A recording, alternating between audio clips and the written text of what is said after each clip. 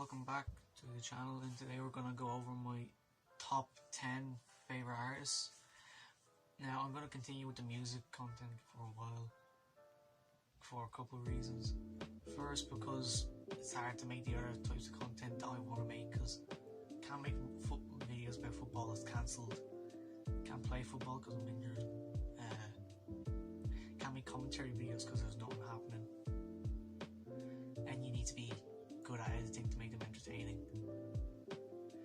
And it's expensive to make game videos. Pretty expensive to do them. So without further ado, I'll just rank me 10 favourite artists of all time. I'm not going to rank them. I'm just going to go over them because I can't rank them. They're too different. They're incomparable, really. Like say, kind of hard to compare Radiohead to Cave Town. They're just too different.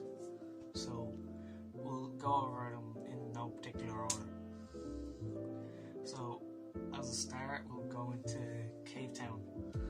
I found Cave Town's music last year when I was going through it, and I really did make a connection with it.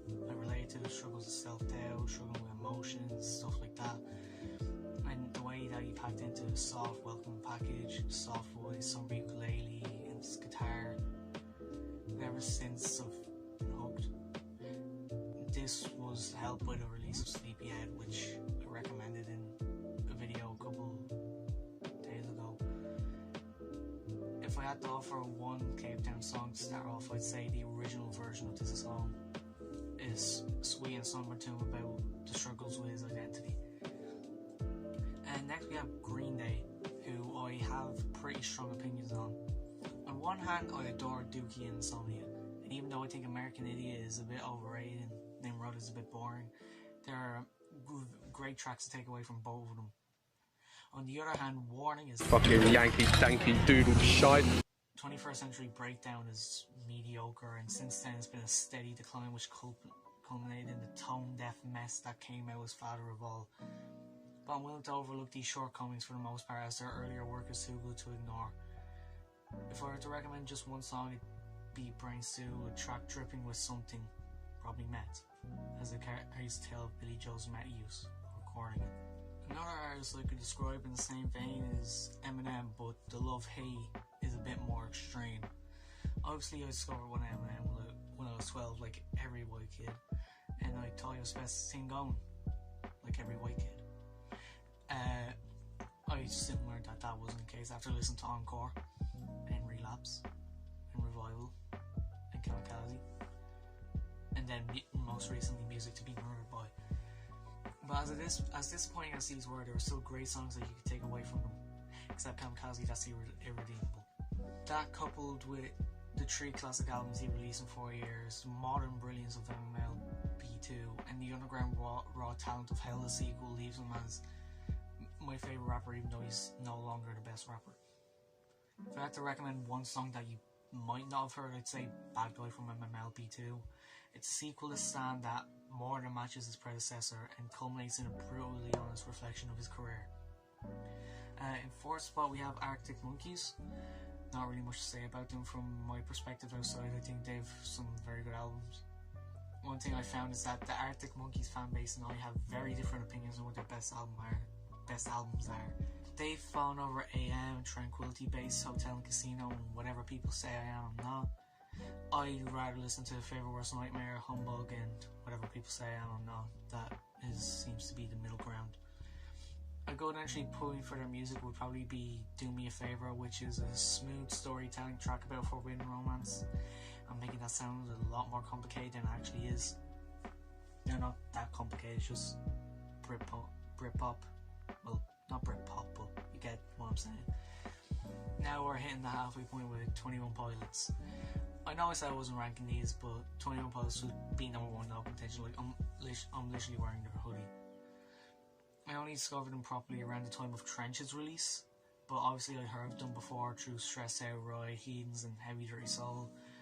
I fell in love with Trench the first time I've heard it, and I've since gone back through their discography and I was not disappointed, except for Blurry Face, but it's still a farcical album. parts. Most of it is. Fucking raw! And I'm including regional at best, no fun intended in that, as both projects have amazing, beautiful songs.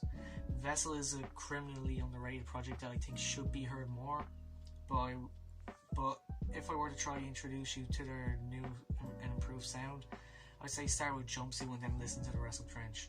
Just listen to Trench, listen to it on loop. It's for the gays. It's for the gays.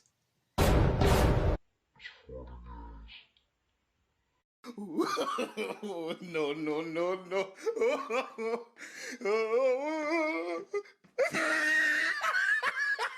It's for the gays. Now with a bit of a turn from the rest of the list with Radiohead. Obviously they are widely recognised as one of the best and most interesting bands of the past 25 years. But it is with good reason, it is well warranted. If you ignore King of Limbs, which I honestly chalk up to death groups releasing Ex-Military and that being popular, they have not released a bad album since Pablo Honey in 1994. The Benz is fine and has some great songs as well, some boring ones. My Iron Lung is overrated. OK Computer is one of the best albums I've ever heard. Kid A is brilliant. Amnesiac is really underrated on a track by track basis. Hail to the Thief is a great blend of all their previous sounds, like the experimentalism of Kid A and Amnesiac and the more rock influence of the Benz and OK Computer. In Rainbows is just a vibe. It's just a vibe. And a Moonshine Pool is some of Tom York's most emotionally powerful work. If I had to choose one song for their vast discography, I'd say listen to Paranoid Android. Just phenomenal music from a small man. Speaking of small men who make great music, next is Kanye West. Obviously this is a bit of a cheap pick. Everybody loves at least one Kanye album, but it's with good reason. It shows how gifted he is, that he wasn't even famous through rapping at first, but rather through producing a lot of Jay-Z's critically acclaimed The Blueprint. But since then, he dropped the College Dropout in 2004, and since then he's come leaps and bounds as an artist, if not a person. Where he's making the hip-hop classics such as Late Registration and My Beautiful Dark Twisted Fantasy, or experimenting with a sound like on Yeezus and The Life of Pablo, or making classic collaborative efforts such as Washatron with his mentor Jay-Z and Kid Seagulls with his protege Kid Cudi. He's been on top of music for 15 years and will continue to do so for the foreseeable future.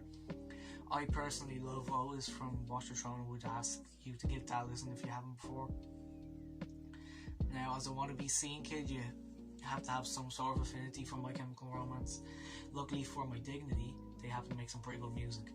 As unpolished and cringy I Brought You My Bullets You Gave Me Your Love is, there are still amazing songs on that record, such as Demolition Lovers.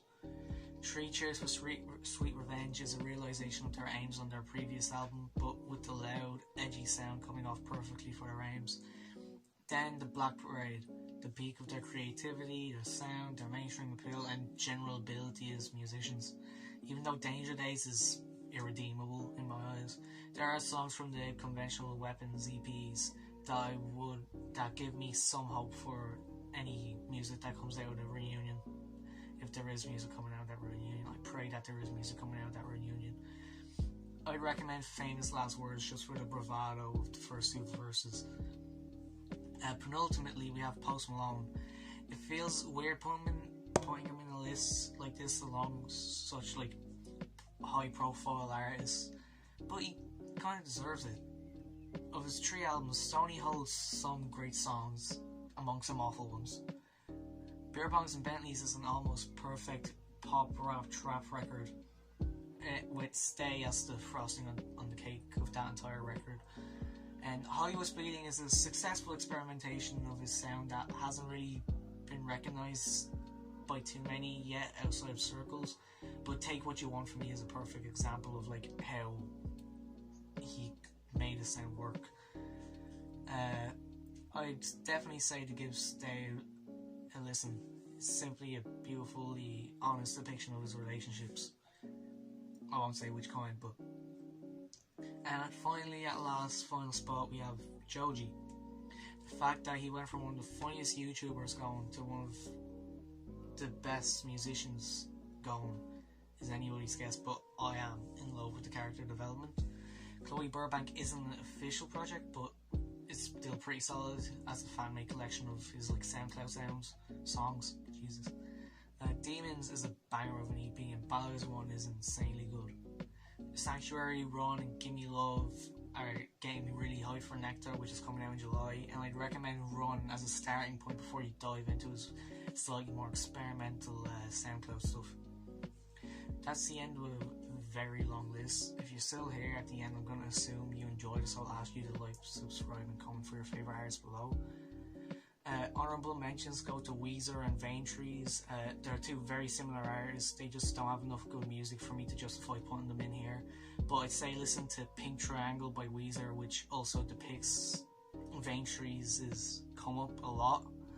So they intersect. Like, just listen to Pinkerton and the story about it. Veintrees obviously related to that a lot and put it into his music. That's all for now, and adios.